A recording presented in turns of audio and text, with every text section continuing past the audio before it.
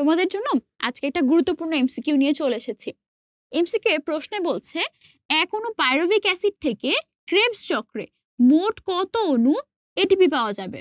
তো চলো প্রথমে আমরা শ্বসনের একদম বেসিক স্টেপ গুলো সম্পর্কে জেনে নিই। শ্বসনের প্রথমেই হয় গ্লাইকোলাইসিস, যেখানে এক অণু গ্লুকোজ ভেঙে দুই অণু পাইরুভিক অ্যাসিড হয়ে যাবে। তো এই যে পাইরুভিক অ্যাসিড গুলো, এরা প্রত্যেকে শ্বসনের পরবর্তী ধাপগুলোতে প্রবেশ করবে আলাদা আলাদা ভাবে।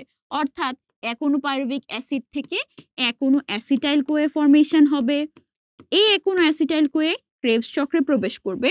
সেই ক্রেবস চক্রে একটা ক্রেবস চক্রে 3 অণু NADH+H+ তৈরি হবে, এক অণু FADH2 তৈরি হবে, আর এক অণু GTP তৈরি হবে। তো এই যে সবগুলোই তো আমাদের শক্তির বা এটিপির ফর্ম।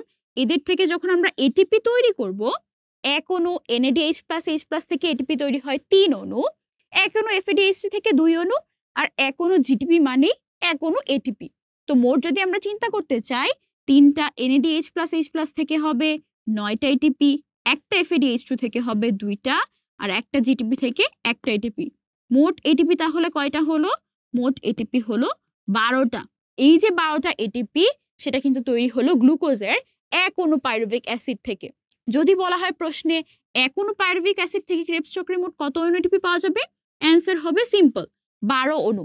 যদি প্রশ্নটা একটু চেঞ্জ করে এক অণু পাইরুভিক অ্যাসিডের জায়গায় এক অণু গ্লুকোজ বলে দিত, তাহলে কিন্তু প্রত্যেকটা স্টেপ ডাবল ডাবল হয়ে যেত, অণুর সংখ্যাও তখন কিন্তু 12র দ্বিগুণ অর্থাৎ 24 হয়ে যেত।